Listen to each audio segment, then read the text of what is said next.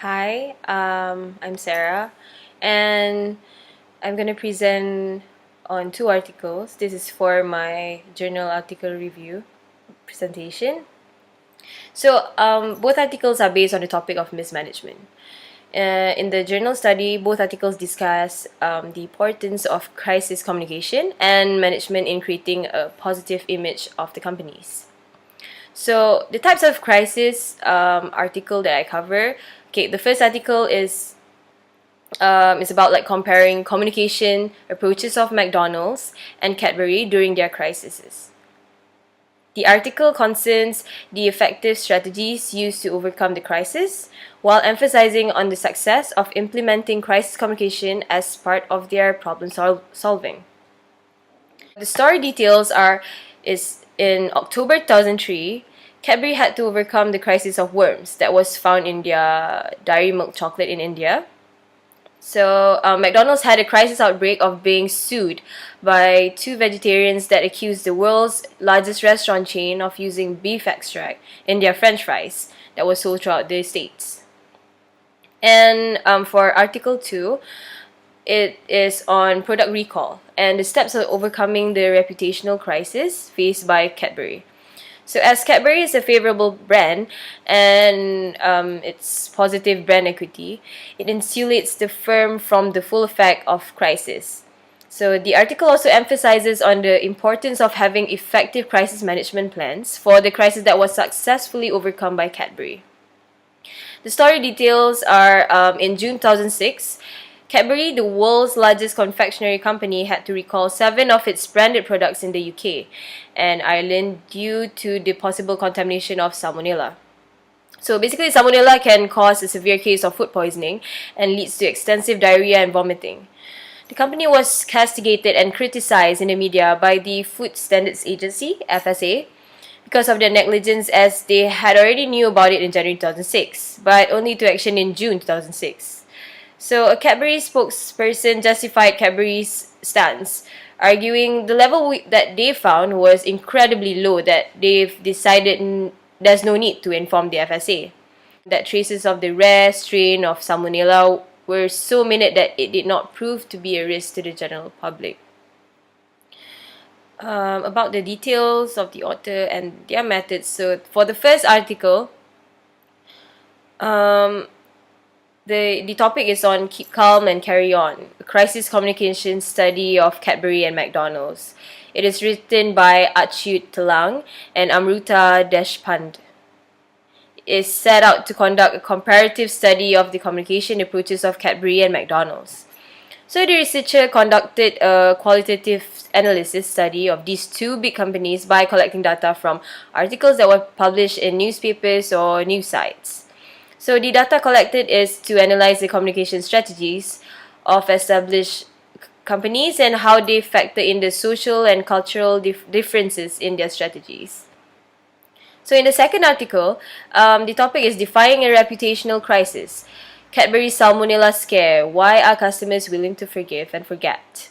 It is by Conor Carroll, which he seeks to contribute to the increased case-based research executed on crisis management, rather than the continual reliance on multiple cases.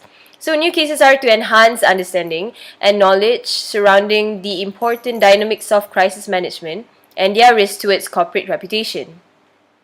The case study sets out questions and implications on the company's long-term reputation and the crisis impact on Cadbury's positive brand equity.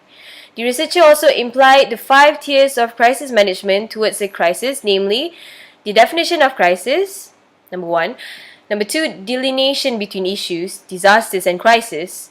The third one is crisis typology and frameworks. The fourth one is descriptive crisis communication response strategies. And finally, the seminal crisis case studies. So the objective of both articles are, for article number 1, it emphasizes on the importance of crisis communication in an organization as it helps to improvise the image of the company after a critical crisis on the market, to regain trust on the brand by consumers, gain support from employees, and keep the company reputable for recruitment, to avoid litigation by the authorities and consumers, maintain the company's growth after crisis, and avoid misconceptions with the company's stakeholders. So for article number 2, The objective of the second article is how important of having effective crisis management plans for a potential crisis event. Also, the importance of stakeholder management and the power of reputation towards an organization's image. So, for both articles, the theory is that the official communication from an organization should be goal-oriented, and the main goal of the communication should be the preservation of a constructive reputation of the organization. Some of the major strategies in image restoration theory are denial, number one. Second one is evasion of responsibility. Third one is reducing the offensiveness of event. Fourth one is corrective action, which is taking actual measures to correct the issues, and also mortification. So this theory provides the options available for the organization in regards to the type of communication strategy to be implemented to protect or sustain the reputation of the organization. That is by Benoit, 2015. So for literature, in Article 1, according to Combs, disasters are sudden large-scale events which can generate organizational crisis, and many government units need to respond. So Combs defines crisis as the perception of an unpredictable event that threatens important expectancies of stakeholders related to health, safety, environmental, and economic issues, and can seriously impact an organization's performance and generate negative outcomes. So crisis management comprises actions such as prevention, preparation, response, and revision.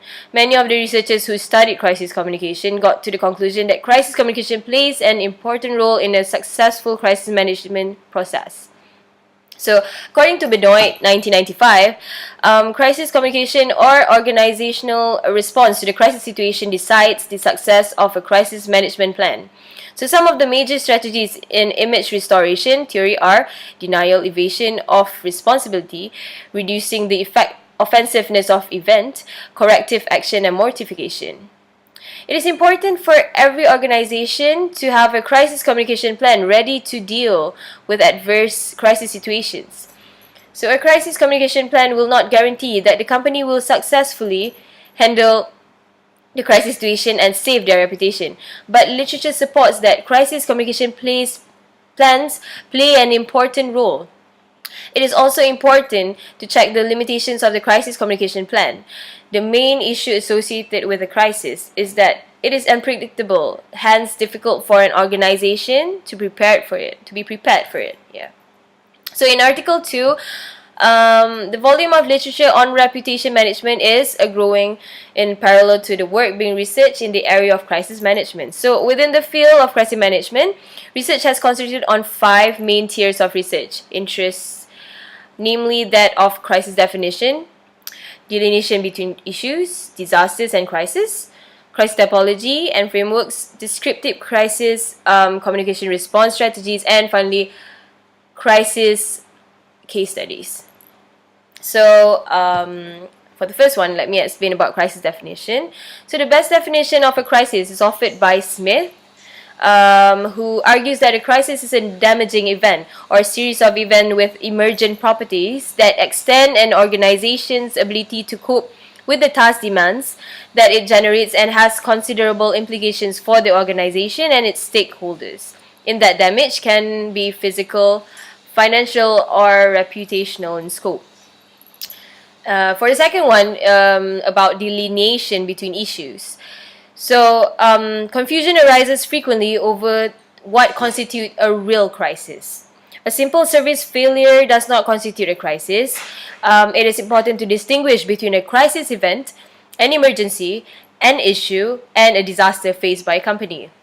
So basically, an issue is an unsettled matter between an organization and its stakeholders. Issues can be viewed as contestable matters of fact, value, and policy that can have implications for a firm's reputation. An emergency and a disaster is said to be of minor significance, where it does not cause harm to the larger organization routine. However, a crisis does or has the potential to disrupt or affect the whole organization.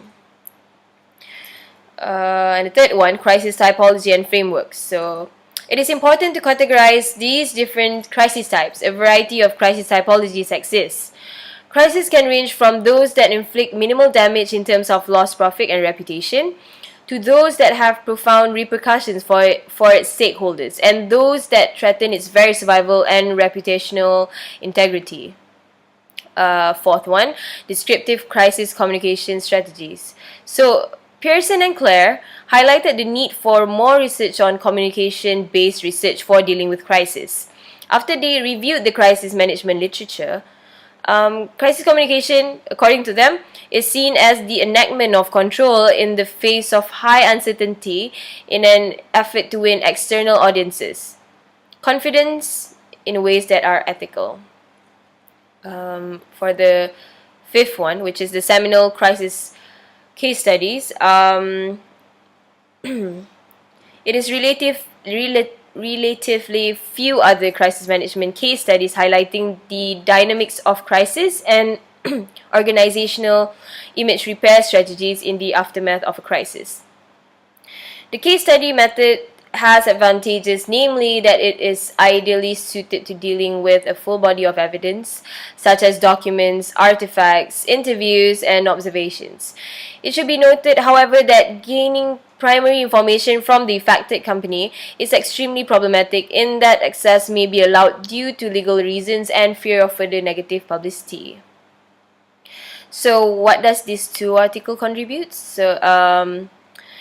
It contributes to the growing volume of case-based research carried out in crisis management, rather than the continual reliance on a handful of cases. Newer cases are continually sought to enrich our understanding and knowledge surrounding the important dynamics of crisis management and the risks they pose to corporate reputation. So, for my conclusion, based on these two articles, it is important for an organization to plan and prepare for the worst. So during a crisis situation, crisis communication and effective crisis management plan are crucial to emerge the positive image of the organization after the crisis. So immediate action and positive communication are essential during critical crisis situation. Each company needs a reputation manager that implements the role of crisis management. It is also important to improvise based on their experience. Hence, organizations should analyze previous crisis situations. So, all companies should understand the consequences of a company's mismanagement, as it will affect the sales of their products in the future. So, that's about it on my presentation. Thank you very much.